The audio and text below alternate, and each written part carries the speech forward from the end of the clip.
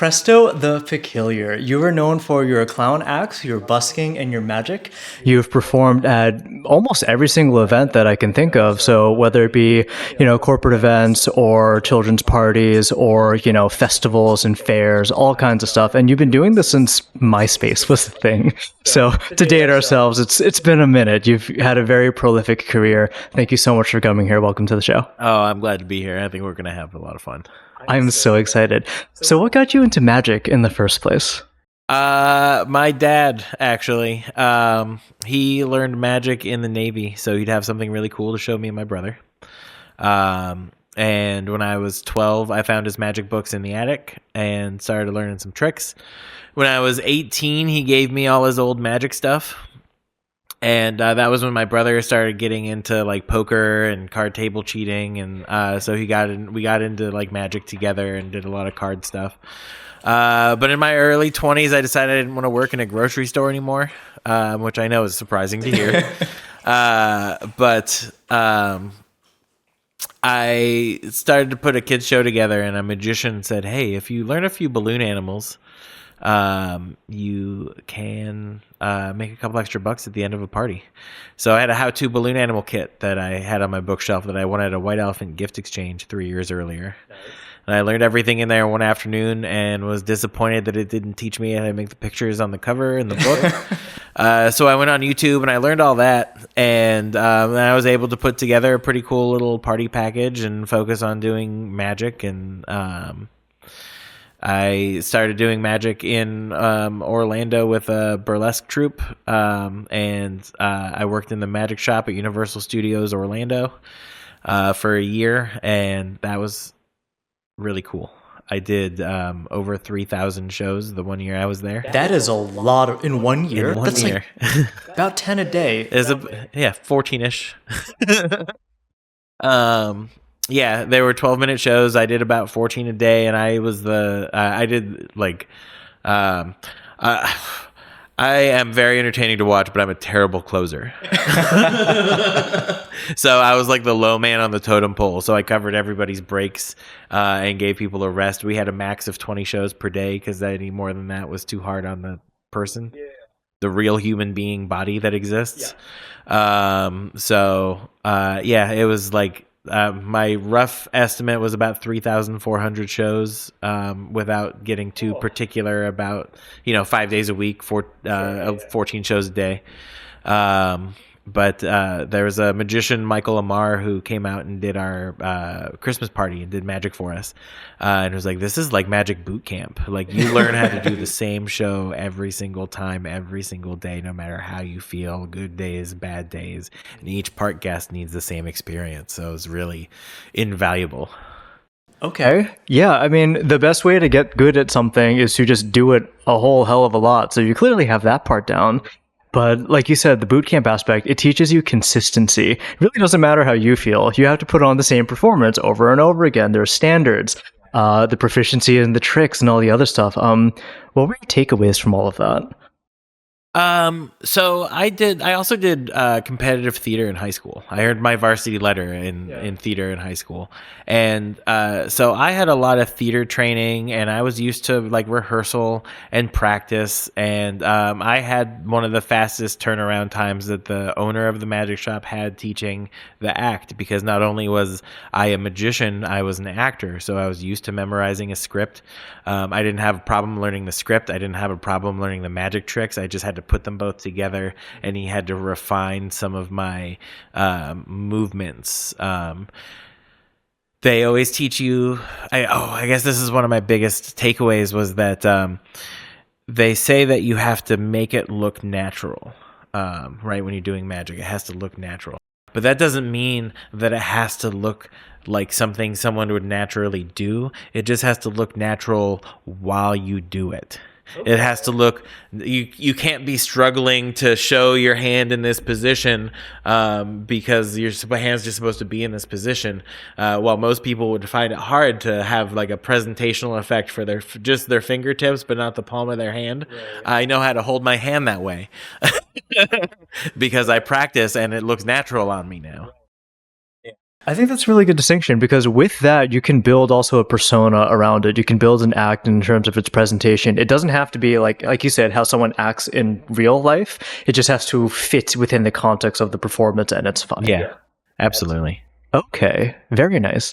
What kind of tricks were you doing during that show? It was a very basic show. We sold 5 tricks. It was so there's this little magic trick you used to be able to pick up at KB Toys called the Delight, which was a little light up fingertips that everybody knows and sees, but they had their own take on it. It was called the Wonder Light. It was really cool. I used to have the Delights, and I did them before I started in the magic shop for my friends while we were hanging out and at parties and stuff. And I heard them describe the trick to somebody one time, and I realized that the trick that they described is way cooler than any trick I could ever do. And that's why a magician doesn't perform the same trick for the same people twice. Not because, I mean, it's because of their memory. The thing that they're going to remember is probably cooler than what you're going to do, and when they see you do it again, that gives them an opportunity to think harder about it. So once I learned the Wonderlight routine, I was able to do that trick again because I could do the thing they described. Okay. Yeah. So that was a cool take. And then there's this the magic salespeople have been selling. It's called a Svengali deck for decades, probably 100 years now. And it's a like self-working magic trick deck that you can do a lot of really cool magic with. Once you learn some sleight of hand, you can do the same magic with an gimmicked deck of cards. But learning that deck has again, it's one of those things over 3,000 times, right? My familiarity with this prop is so good that shouldn't I just use that skill I developed? Shouldn't I like use those? And let's see, is that one? There's this trick called the sponge balls. It's use little red balls, right? And this is really common and so hated by people who like know magic but aren't magicians because they're just little red balls. What are they? They're not compelling. There's no reason for it. And admittedly, it still is in my birthday party show, but it works really well. I am hoping to get it out of my show at some point, but as far as routines go that I do really well, it's something that is like I can't not use it at this point. So after that, we did the fire wallet. We had a little wallet that when you open it up, flames shoot out of it. And that was really cool. One of the magicians there told me with that one that I needed to figure out the timing from at the end of Clue when Mr. Green says, I'm going to go home. He says, I'm going to go home and have sex with my wife. But he tears off his glasses. And we had an opportunity at the end of the show where we go to put away our fire wallet and we say, it's the hottest trick in the house. Right. And so I got to perfect my glasses tear off over that time doing that. Yeah. And the final trick was called the levitator is what we called it. It's just a floating card. You can float a card, a coin, a dollar bill, a pen. We did all those things in the show. And it was at Universal Studios. So once Harry Potter came out, we were able to take people's magic wands and use that to float the cards and stuff. We weren't supposed to. But you could sell so much magic if you showed kids that they could use their magic wand. And so that was a really cool, actually is kind of my whole basis for my Ren Fair act that I've been putting together was being able to use magic wands in the magic show. Okay. So you touched upon this briefly with the sponge balls and how you couldn't get out of your act, but that suggests that there is a method to structuring an act and a performance. What kind of thoughts go into building one of these? So one of the hardest things I have working with magicians is that they aren't trained in theater. And they're not used to having a director. They're not used to having a writer. Sometimes you're a pretty good writer. Sometimes you're really good at making tricks. Sometimes you're a better performer than you are a writer. So you get a script from somebody else's act that you bought off the internet and you do perform it really well. And you throw it in your show. But then sometimes that ends up with like one magician doing 12 different magicians' acts, and you can kind of tell that their timing, their pace, their joke structure is different between each number, right? I worked with this magician. His name is Jaffo, and I bought a trick that I wasn't really excited about after I saw the tutorial. And he was like, "Well, did you learn every single thing on the DVD?" And I was like, "No, not every single thing." He's like, "Well, you should learn every single thing on the DVD and then see if there's a way for you to put it together that fits you personally, because you liked it. There's something that appeals to you."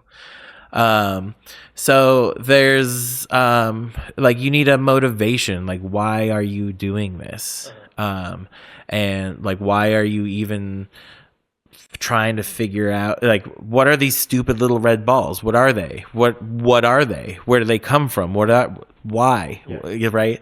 And my structure for that is has kind of come into I have to teach children about the suspension of disbelief, because otherwise they're going to yell stuff out all during the show about, oh, it's in your other hand or whatever. And so I need to teach them that I don't care if they know beforehand that we're here having fun, right? Mm-hmm. But a 5-year-old doesn't understand suspension of disbelief. So I start with a picture of a tree, and I ask the kids what this is, and they say a tree. I'm like, no, it's a drawing of a tree, but it's made on wood, so you're close, right? This once was a tree, but you didn't think you could climb it, did you? And they always say no. And I'm like, great. So then I have a picture. It's one of those, like, is it a duck or a chick? Kind of thing. Yep. And have people call out different answers, and I'm like, see, everybody saw the same thing. Everybody was looking at the same thing but saw different things, and that nobody was wrong and nobody was right. You're all allowed to see whatever you want to see.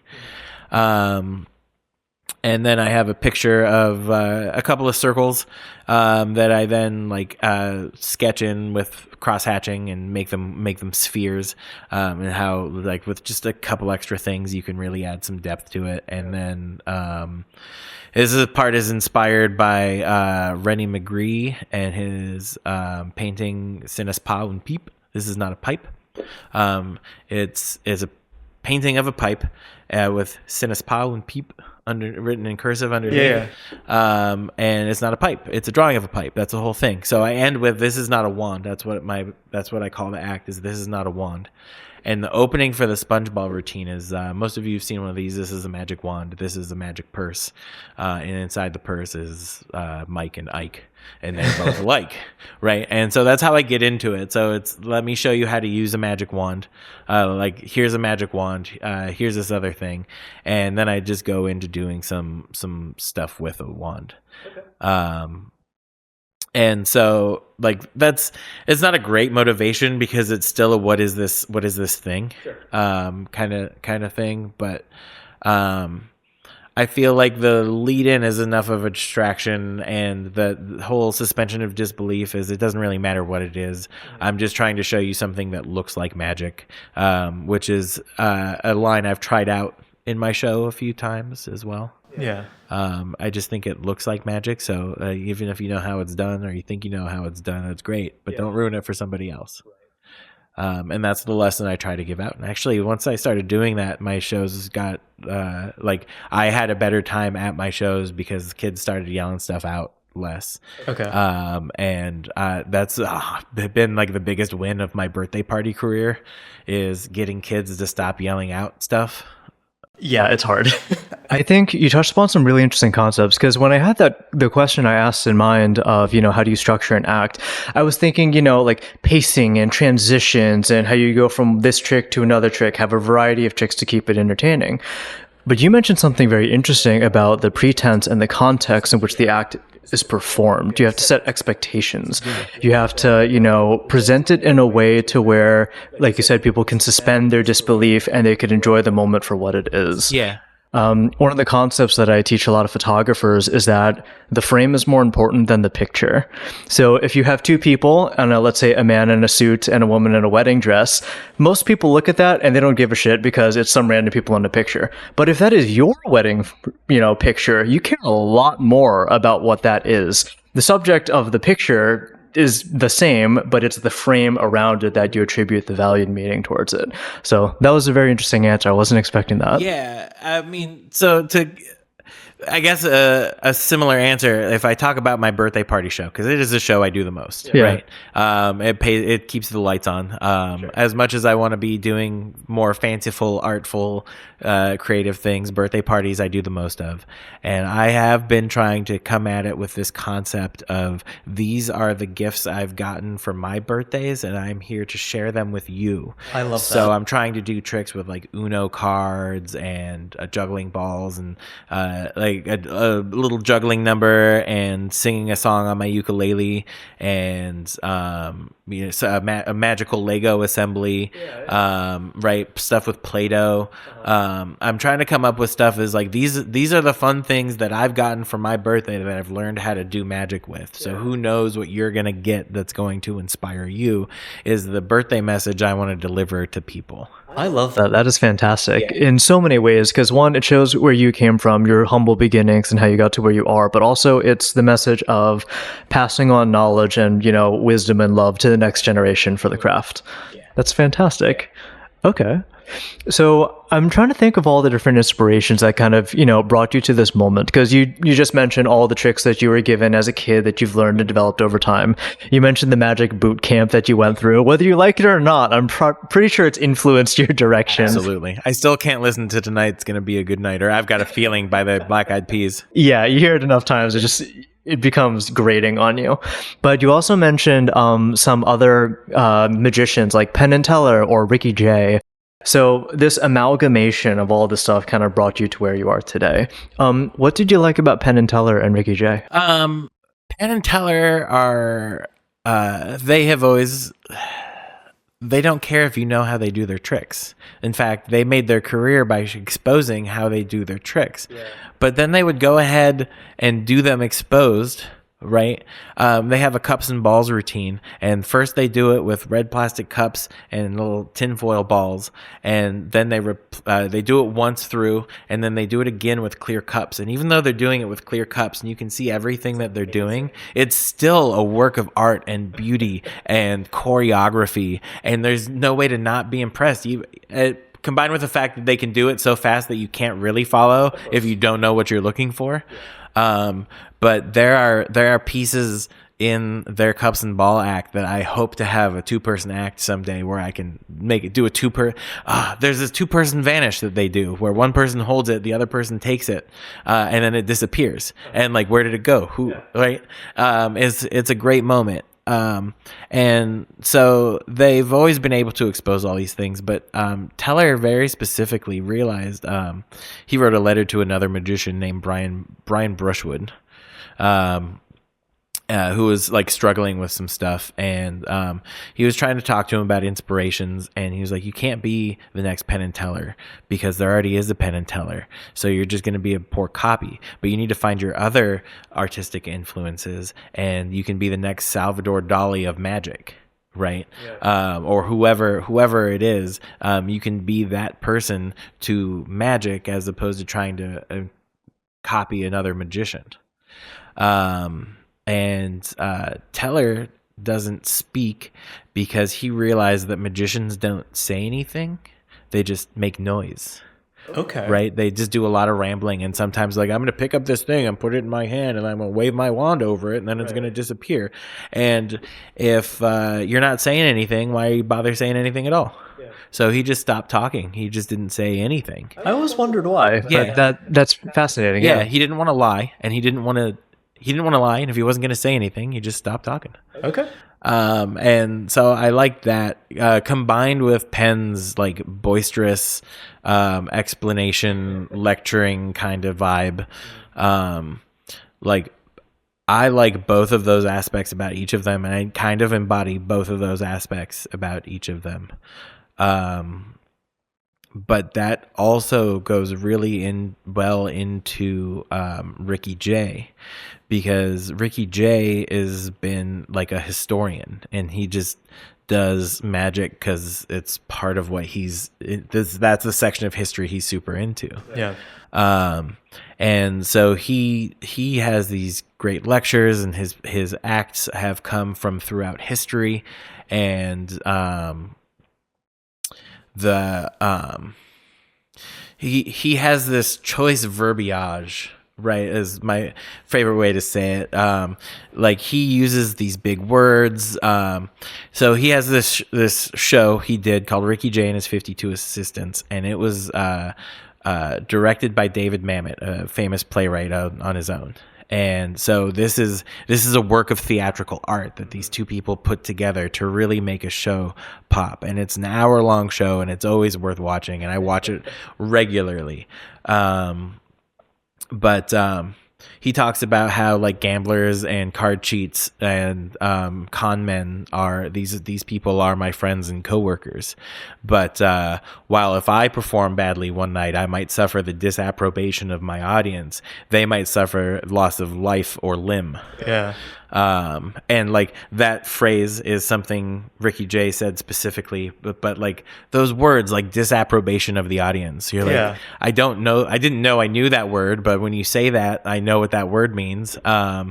And so he has this, he kind of lectures about the history of magic and where everything came from. And he has his closer is a cups and balls routine, which is one of the oldest tricks in recorded magic history.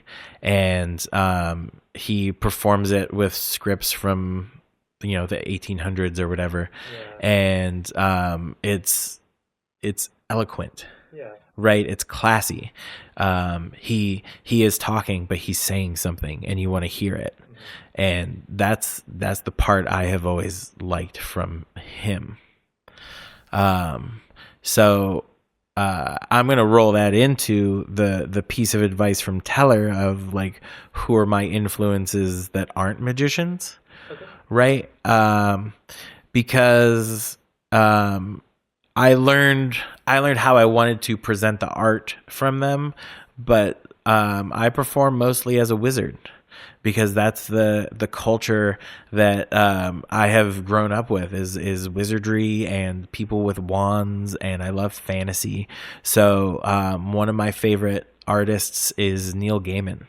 Yeah. And he actually has a commencement speech called Make Good Art. It's a 20-minute speech from Neil Gaiman talking to a graduating class, telling them that he won a Hugo Award. He won a literary award for a graphic novel.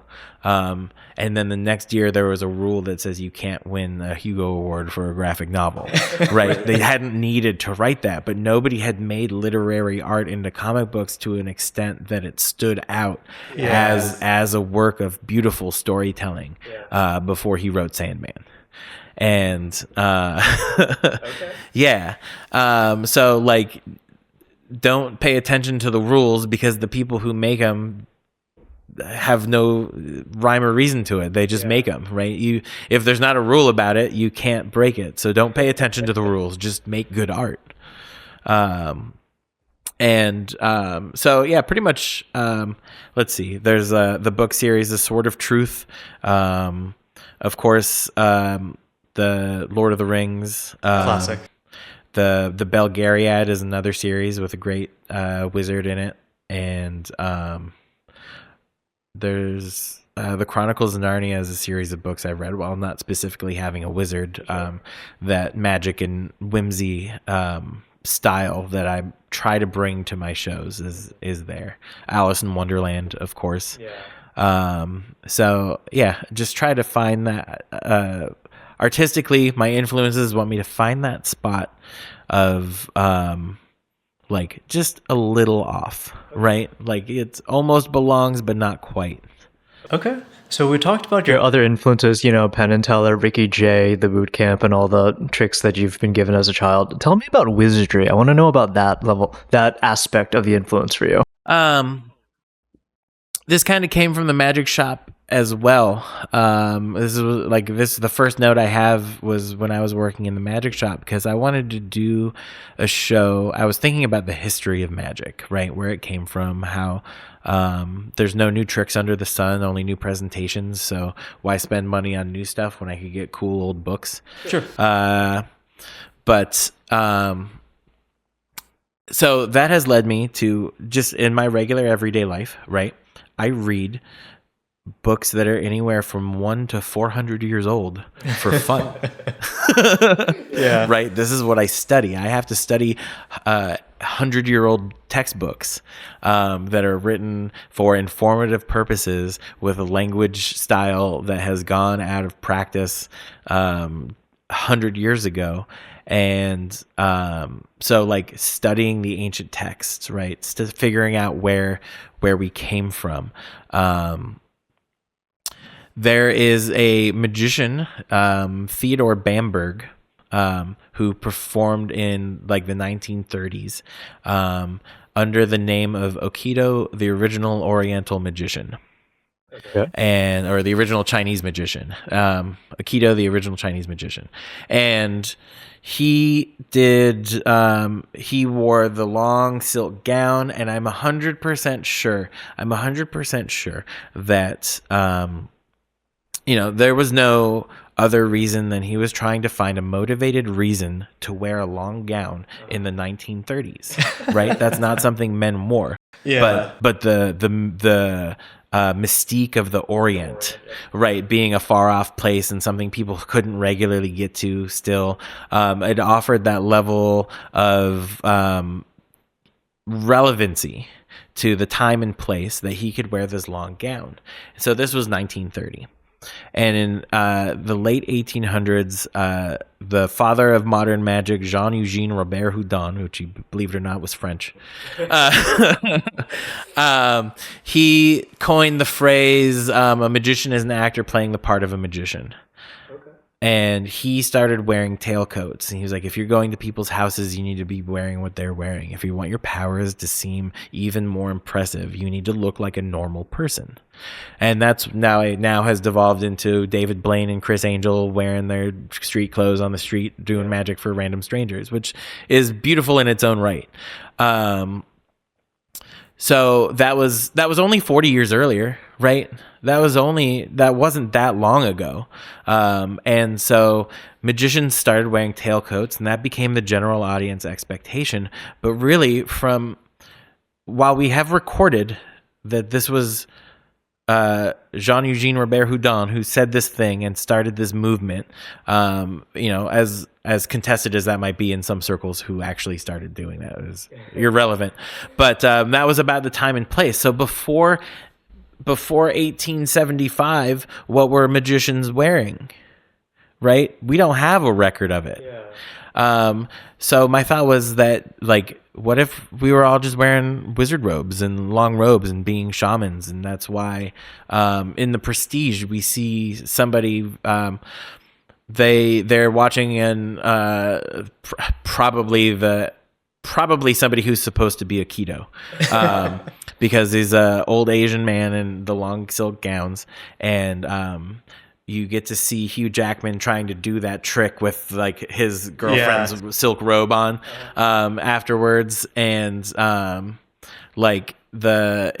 all part of the act. The character is part of the act.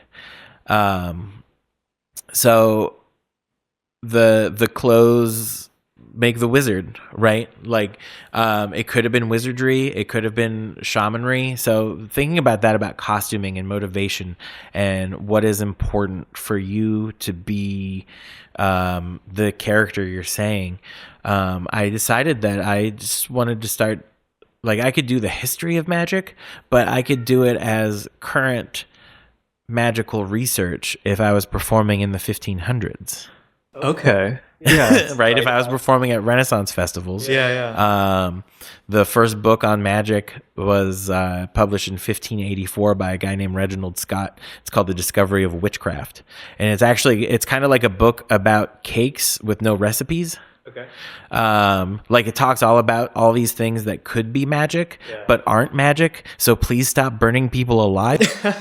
Okay. Right? That's why he published this book. So it doesn't really tell you how to do it, but it tells you how it could be done. Yeah. And it includes things like crystal healing and tarot cards and juggling and sleight-of-hand magic. And there's a section called The Poison of the Harlot, which translates roughly into STIs.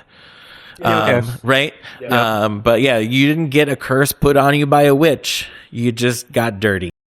Uh, so that book also kind of stemmed. This is the oldest text that we have, is 440 years old right now, and um, so I tried to take all of that and my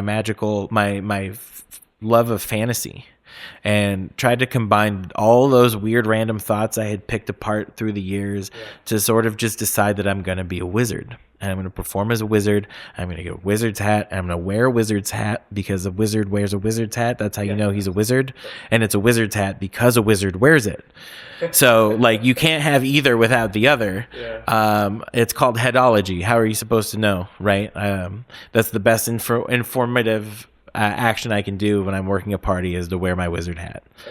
And so yeah, I've been trying to incorporate all of that together. My time in the magic shop with those Harry Potter wands has come into me. Like, my background project is trying to figure out how to do a sales pitch for magic wands with an instructional booklet on how to do magic with your wand. There's a sales opportunity there. There's an untouched market at the festivals that I could make them, if I make them myself and do them as back of house sales. That's like a musician selling their CD. This is how I do this is the magic. This is how you do magic with a magic wand. You can get the book without the wand. You can get a wand and a book, kind of thing. But yeah, I've been trying to fully embody all of my love for all of these things, Dungeons and Dragons and all of that, into this one cohesive fantasy character that I can bring alive at Renaissance festivals, and hopefully other places too. That's awesome. This is, for the record, I've talked to a lot of creatives. This is a lot more detailed and thought out than most people put into their act and their character and their persona. So good for you. I mean, I've been doing the stuff that was the first thought was at the magic shop. That was 15 years ago right now, right? Yeah. Like, I've been thinking about it for a long time. And it's only really come together because of convergence of circumstances, right? Like, everything is finally coming together.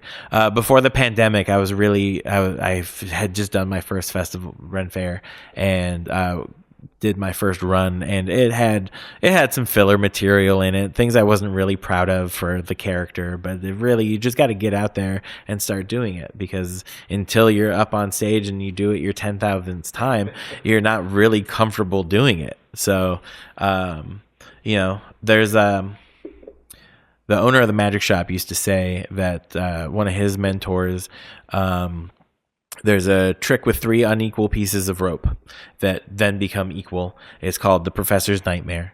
And one of his mentors had it in his show, and he always knew that it was filler material, but it hit harder than most of the stuff that he was really passionate about. So he left it in his show because it was well received by the audience. Yeah. So you're never going to know what works until you try it.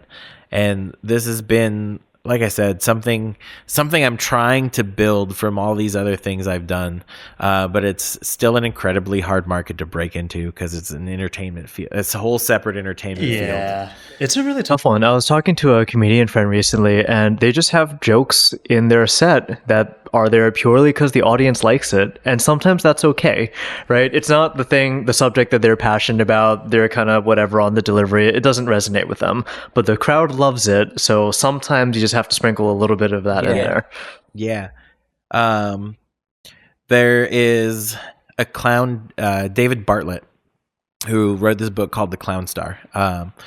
And I have had very loud conversations about whether or not I am a clown. And I'll be honest, if you hired a clown, if you wanted to have a birthday party and bring a clown, and you hired me and I showed up and did my act, you'd be disappointed at first because I don't match your expectations, but everybody would have a good time, and you probably would forget about that initial disappointment. But there's still initial disappointment, and that's never a good way to lead. Yeah. So while I clown as a verb, right, I am not a clown, I am a wizard, and I'm kind of clowning magicians who take themselves too seriously by I'm a wizard, I've got a wand, I got the hat, right? And but David Bartlett says that he has this whole spiel that's more eloquent than I've ever been able to put it. But he said that your best ad libs come from your audience, right? And an ad lib isn't something you make up on the spot, but it's something that sounds like it was made up on the spot.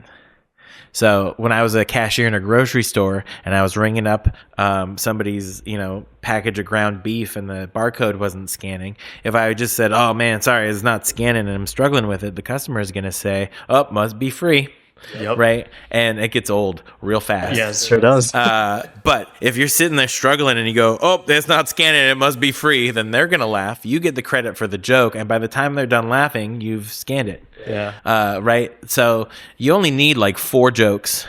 Right? And sometimes somebody in the audience is going to be funnier than you. They're going to think of something you've never thought of and they're going to put it in there. And your job as a performer is to hear it, acknowledge it, realize the audience reaction, and figure out how to steal it and use it yourself. Yeah. Right? Just a little throwaway line.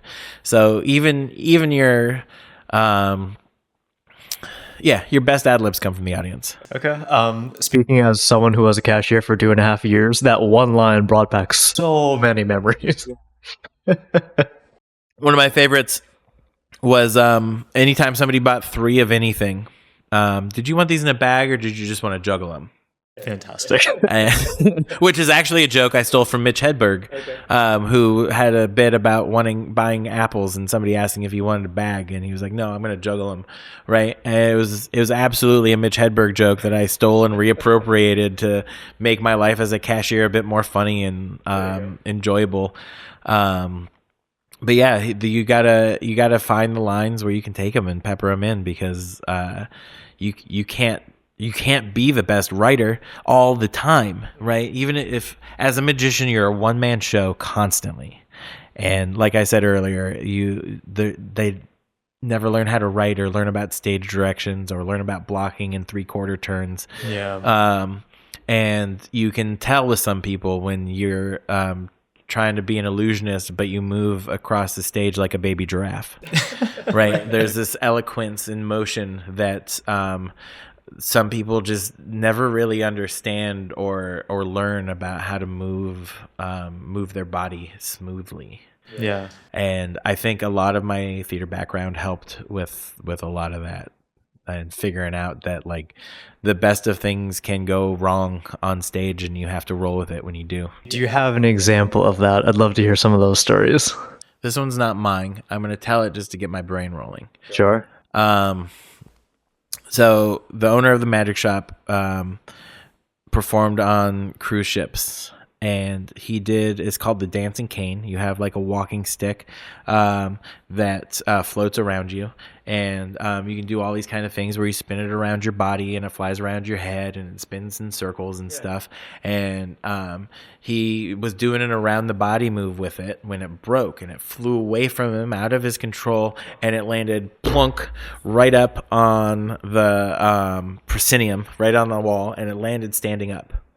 And everybody looked, and he looked, and he just went and bowed and took it, because that was better than anything he could have ever planned to do, right?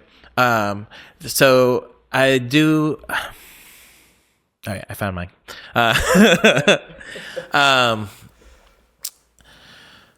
I do a card trick. It's called the ambitious card. It's about a card that rises back and up. Keep going. You can bury it as much as you want. It keeps rising to the top of the deck. When I start it, I ask the person to name any card in the deck, any card at all, and I have them turn over the top card. And I've gotten it once. I have no control over what that card's going to be. I fairly shuffle the deck. I just have them name a card, and I have them turn it over. And I get a lot of really close hits. So if they say the 4 of diamonds, sometimes it's the 4 of hearts, right? But one time they said a card and they turned it over and it was that card, and all I could do all I could do to not cheer and be like, yes, I did it, right? I just put the cards away. I let everyone be like, "Oh my god!" And I just put the cards away. That was Amazing. it. That was the best magic trick I've ever done in my entire life, and I try to recreate it every time I pull out the cards, and I do that trick. And so it's like, Jack of clubs. Oh no, that's the 4 spades. Well, it would have been cool though, right? Right, and then I just go do the trick with it. So I kind of script one of those moments into my regular performing, just knowing that if it works, it's the coolest trick I could do. That is amazing. All right, pack it up, boys. We're done here. Next trick. Yeah. Yeah, because, whoever watched that, there's probably some poor soul who's like, how the fuck did they do that? I don't understand. There was nothing with the hands. It just is. Yeah. Yeah. He just shuffled it and then asked me a card, and then I just turned it over. So it's actually something. So as a wizard, I've been trying to do magic with tarot cards. And it did take some research into my first question was to go into a new age shop and in downtown Orlando. It was called Avalon. I guess if it's still there, it's a shout out for them. But I went in there. I was like, hey, are there karmic repercussions to doing magic tricks with tarot cards? And they're like, not if you're trying to entertain while you're doing magic tricks, but you only do legitimate readings. I'm Okay. like, all right, right? Fair. And again, that original touch was 15 years ago on that question. And I have had to learn how to read tarot cards so that I could do magic tricks with tarot cards, because the people who know tarot are going to know I'm full of shit if I'm just trying to make stuff up. So I need to be able to do a tarot card reading. But I also know that like people have their doubts about it being legitimate to begin with. So, and if I'm doing any other magic, they know I'm a magician. So how do I get them to trust me? Right. And so I do the ambitious card with the death card. It's hilarious. It keeps rising to the top of the deck. Oh man, are you sure you're feeling all right? Normally it's not a bad sign, but to keep coming up like this, yeesh. And then I make it look like every card in the deck is the death card. And then I show them that it's not. And then I have them shuffle the cards, and they shuffle them, mix them up, and then they turn over their own cards for their own reading. That is how you don't lose friends over tarot card readings. I wish I knew that before I learned it, but that's the only reason I learned it. I tried helping some friends with the tarot card reading, and it was so on the nose that they believed that I altered the cards to deliver whatever message I was intending to. I see. And there might be some personal subliminal things that happened then, that like I was too close to the situation to be impartial. But I learned some valuable lessons about it. And when I talk about tarot, I get to talk about math statistics and the different permutations of the possibilities of a setup of a deck of cards. A lot. It is so many. It is so many. Actually, if you take a deck of cards, okay, so if you find your favorite spot on the equator and you walk all the way around the equator at one step every billion years, and you get to the point where you started again, and you take a drop of water out of the Pacific Ocean, and you do it again until you empty the ocean. And when you've emptied the ocean, you put down a piece of paper. And when that stack of paper reaches from the Earth to the moon at 1 astronomical unit, you are somewhere around a third of the way to the different possible permutations. If the number of permutations was represented by years, right, it is huge. It is a huge number. So when somebody who's doing tarot cards for you says, "Here, cut the card so it has your energy," energy or not, you can rest pretty assured that deck of cards is never going to be in that exact setup ever again in the entire history of man. Yeah. Like it's pretty definite that deck of cards is never going to be in that exact order again if you cut it. And so that's what I try to leave people with while they're shuffling the cards, so that they can rest assured that when they turn over their cards, they've shuffled them. This is all been on them. Yeah, this is unique to them. I leave that work to them. But that again is one of those many ways that like wizardry and the things I have to study to do my show. I had to learn tarot. Like that was it. It was purely a gimmick idea, and tarot had always appealed to me somewhere in my life and background, where like I had gotten tarot reading or two before, but I'm not sure that I ever really intended to learn it until I realized the possibilities. And you can't fake it. You can't fake knowledge, because people know. Yeah. The people who have that knowledge will call you out. You have to be as authentic as you possibly can, because like you said, you have no idea who's in the crowd. There may be some experts in your craft, Yeah. and they will call you out, and you have to be ready. So it's easier to just learn the thing. I saw a production of Ragtime one time.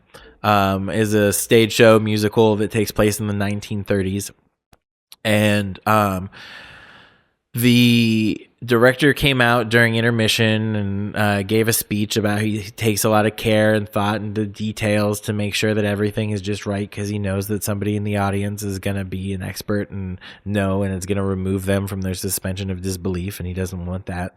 And then in the second act, he had Harry Houdini performing a magic trick that was produced in 1970. In the 70s, right, well after he died, right? Yeah. And I didn't say anything to him afterwards, because I didn't need to be like a dick to the guy. That person. Yeah. But even when you try your best, if it's not something you're an expert on, you're gonna have a gap. Yeah. And so the best way to avoid the gap is to be an expert. And I don't know anything more wizardy than that. Fair. Right? So we've talked a lot about the aspects of the performance and the crafting and the inspiration. What is it like to actually do the thing, to stand on stage in front of a crowd of people and perform magic? Oh man, it's terrifying. I get terrible stage fright every single time. There are days where like going to work is hard, right? Even if it's something fun like doing a kid's birthday party. And that's where the magic bootcamp came in. And like I said, I made a quick joke about it, how I can't listen to I've Got a Feeling, right? Like if it comes on and I'm out in public, oh my God, I try to leave or ask the person to change the song or anything. But if I'm having a rough day and I'm about to do a party, guess what I put on? I've Got a Feeling. Does it ground you? It does. It lets me know that I'm here to do a show. I'm here to get ready. This is the song that I put on in my get ready phase, and then I go and I do the thing, and I am a bit more mentally prepared. I have Pavloved myself into like getting over my stage fright or getting past my bad day. Yeah. I'm not sure if that answered your question. No, it definitely does. Because, like everyone has a different feeling about performing. Yeah. Some people hate being in front of people. Some people love it. And, there's all the notches in between. Yeah. So it's always curious as someone who's gone into being a performer, what their internal, monologue is like behind that. Because it's very different than the character that they present out to the public. Absolutely. I was the shy kid for most of my life. I couldn't call and order a pizza over the phone. I couldn't order food from a waitress in a restaurant. I couldn't do it. And then I made friends in high school who got me involved in theater. And I had the first line in the first show I was ever in that my high school drama teacher wrote. Is called Bring Down the Moon. And it was about celebrity impersonators auditioning for a popsicle commercial and the conversation they had in the waiting room. Right. Okay. And I played an Elvis impersonator. I was young Elvis, which has instilled like a lifelong love of Elvis, because I had to figure out how to do an Elvis impersonation. So I watched a bunch of Elvis movies and listened to a bunch of his music, and that was the closest I had ever actually come to vomiting from stage fright. But it got to be with my best friend, and my sophomore year of high school, our theater department did 22 productions. Wow. In 1 year. That's a lot. That's like one a week. Something like that. Like, so we would do like 2 or 3 in a night. They're like one act. So we do like 2 one acts in a night. And most of them were directed and produced by the seniors. Okay. So not only did we learn how to be a performer, but part of it was, do you want to direct? Well, submit a script when you're a senior and you can direct a show. Okay. And they would take any director for summer school. You didn't have to be a senior. So I actually, I ended when I graduated. I had more director's credits than anybody. I had I was involved in like 18 at least of those 22 productions. Yeah. Wow. That's what I did after school. There was one night when we were doing A Midsummer Night's Dream where we were making these 2 giant paper mache trees that reach from floor to ceiling. I was at school till 1 a.m. Doing paper mache with all the other art, the 2 other art nerds that wanted to stay. And it was one of the greatest times I had. So all of that was a huge help into figuring out like what to do on stage, how to be on stage, and the repetition and the physical distance of being on a stage and having an audience, and then being able to be in Orlando and be in the theme parks and be able to go do Halloween Horror Nights where there was no line between you and the audience. Oh, right. Yeah.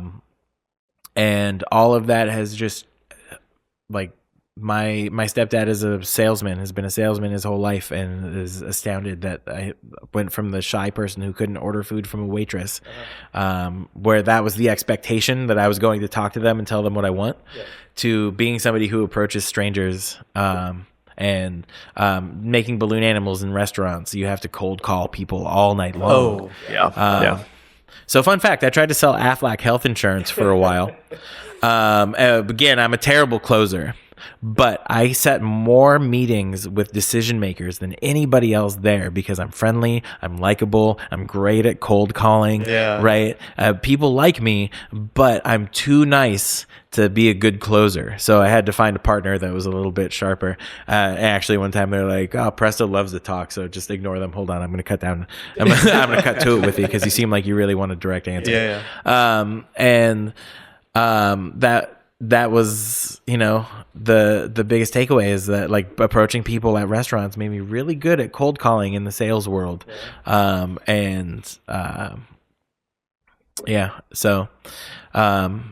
it is terrifying, and I am definitely an introvert, and I choose not to be perceived a lot when I'm not performing. In a Neil Gaiman book, there's a character who calls it the shade. You stay in the shade.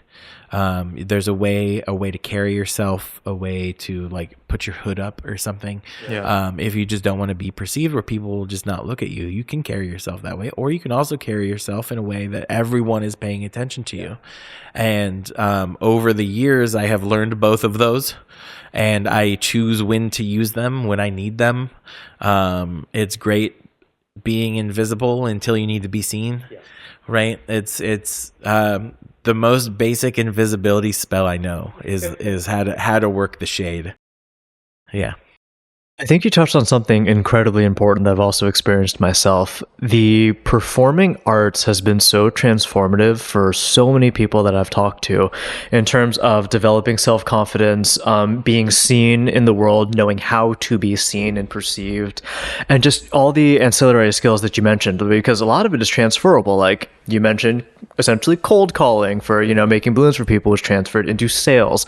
There's a lot of very real world big person job applications that come from this. But I know that people, like you said, people who are just terribly shy, who really blossomed after, going through 4 years of a band program or a theater department, and they become, still the core same person, but just wildly more confident on the other side. And I think their life is better for it. Absolutely. Yeah, I see that a lot. I was one of my friends has been teaching me about music. I picked up a ukulele during 2020, and I'd had a guitar when I was younger, but never learned a song on it. But I picked up the ukulele and started right away, and it's been a great time. And we're trying to play together, and we want to get play with more people. But I need to learn more about music and how to play with people before I can do that and understand a bit more about music. And as I've been learning about the symphony and orchestras and how like you need to keep an eye on the conductor, and you need to keep an eye on your first chair, and you need to keep an eye on the people around you, and you need to be keeping time even if you're not playing. There's so much happening that you have to stay like physically present and in a room and in control. And like this is a section of entertainment I'm not even well versed in, but I still feel that same thing passionately about being on stage with people. Is you have to be aware of your surroundings at all time, and once you kind of learn that skill, you're unstoppable. The haunt industry, scaring people, haunted houses, is and I mean this with all the love in my heart, but it is full of traumatized people. The people who scare people all are dealing with some kind of trauma or another, some kind of response where they feel like, and this might not be 100% true, but I feel like it's 80% true, where they're dealing with something, part of their life where they feel like they don't have control. There's a lot of women who get aggression out towards men. One of my best friends, she is a bartender and she works with the general public on occasion, and she is a commanding force to be reckoned with and well liked and can be an extrovert all the time. But her when she gets to scare people, you get to let your monster out. Yeah. And her monster is scary. I can imagine. Yeah. And that's it, is that like it gives you a venue to let your monster out. And once you can let your monster out, and once you know that like once you learn how to keep your eye on your surroundings, and you learn that how to be on a team with somebody, like your haunt family is your real family, because you're out in the trenches working with people, and it, like you have to trust them to have your back, because somebody's going to sneak up behind you and like try to push you over. It's going to happen. And so like you need to keep your eye on your friends, you need to keep your eye on the guests. And after doing that for 2 months, in the cold in Idaho or wherever you're doing it, after you've spent that much time working with this one group of people, like bringing up groceries is nothing. You know, like all the other things don't seem as hard, because you've learned this trust and bond and relationship with another group of people that it does change you. In music or haunting or whatever your industry is, being able to work together with a group of people to put a show together, put something together, is definitely a bonding experience. It's a common shared interest. So from my aspect of that, I did the band program as a kid in high school. And like you said, in some ways you kind of trauma bond over stuff, because band camp was a hell of an experience. We sit outside for, I don't know, 6 hours a day in the Florida sun during the summer, you know, holding our instruments, doing this, walking back and forth, just repeating drills over and over and over again. But some of my fondest memories come from that time. It's, I don't know, 16 years ago at this point, but I can still recall it like it was yesterday. So those experiences, and like you said, the community and the friends that you just go through this experience with, you're more or less bonded forever, and you will always have the thing that you can relate over. Yeah, that the theater where we were able to, like, the kids were in charge of the production. The seniors were in charge. They casted their show. They directed it. I was the crew leader, like not the stage manager, but the person who was in charge of specifically the crew. The stage manager is in charge of everybody.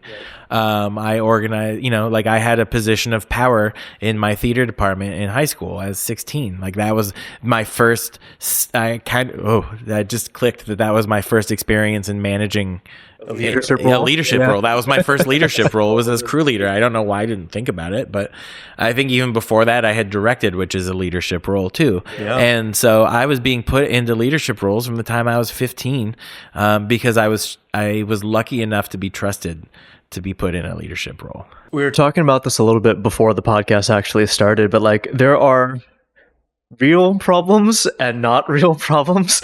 But like when you're in a leadership role at 16, like realistically, what's the worst that can happen? No one's going to die. No one's going to lose their job, really.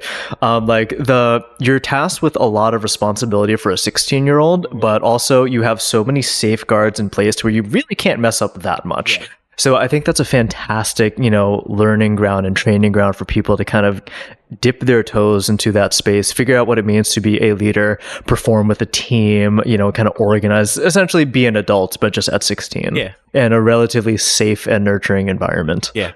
Yeah, that's really cool. So, a closing tradition that we have on this show is the previous guest leaves a question for the current guest, not knowing who the current guest may be.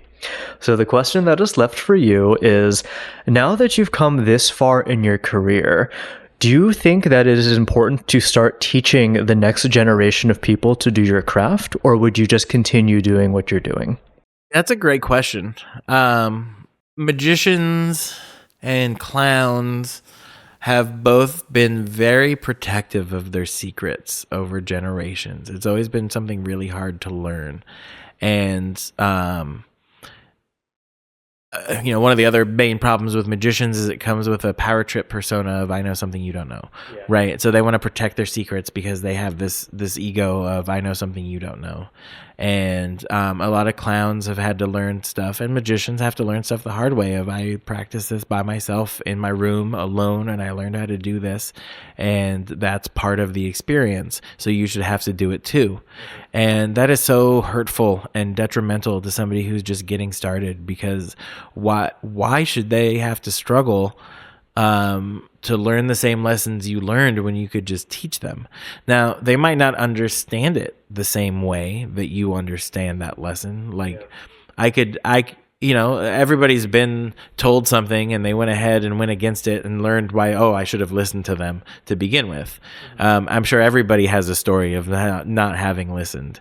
But that doesn't mean that we shouldn't be still trying to impart those lessons. I absolutely think there's a reason to be trying to teach the next generation to make their time of it easier.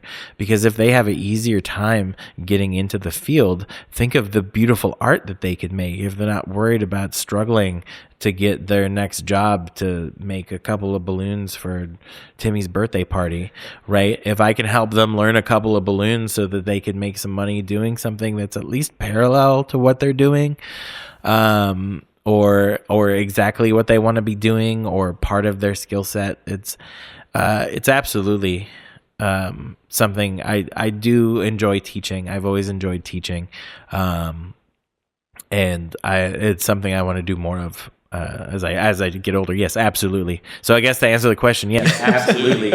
Do I think it's important to teach the next generation as opposed to just focusing on my craft? But it doesn't mean I'm not focusing on my craft. You can do both. They're not mutually exclusive. Yeah. So that's, just because I'm focusing on my birthday party show where I do things with a magical Lego assembly and Play-Doh, doesn't mean I have to go tell everybody how I'm doing my magical Lego assembly and my Play-Doh magic. But I should be able to impart why I think it's important to do those tricks to somebody, and they can come up with their own. Yeah. One, that is a beautiful answer. It actually aligns very closely with the values that I hold. I always try to impart knowledge and wisdom when I can to make it easier for someone else so they don't have to go through the same shit that I went through. There is a balance, like you said, like sometimes like doing the hard shit, the really tedious stuff, it does build character in a way. Absolutely. And you can't really appreciate the work that goes into something until you go through that. But that doesn't have to be the entire time, right? You can selectively do those things, and then you can make other aspects of life a lot easier so they don't have to deal with the drudgery, and they can focus on the creative aspect, the art, the expression of the craft. Very cool. Well, Presto, it has been an absolute pleasure to have you here. I greatly appreciate your time. Before we go, where can people find you, and where can you draw people's attention to? I am all over the internet as Presto the Peculiar, Facebook, Instagram, TikTok. I'm not very active on the internet. I'm bad at it. I probably need a social media manager. But I am there. And I should be doing just like monthly shows in Bremerton with a clown troupe out there at TikTok's workshop. is a little bar out there. It's a real cool place. But our next show is October 4th. Or depending on when this airs, maybe my last show was October 4th. That's fine. But yeah, it's a Killer Clowns from Outer Space themed show. So we'll see how on theme I get. That sounds great. All of the links to that kind of stuff will be found in the description down below. I always try to funnel people to, friends and talent, because I want to see the arts and creativity really explode, and drawing attention to where people can find people is such a crucial part of that. So thank you. I appreciate having you on the show. I've learned a lot. Thank you. Thank you. Cheers. Yeah.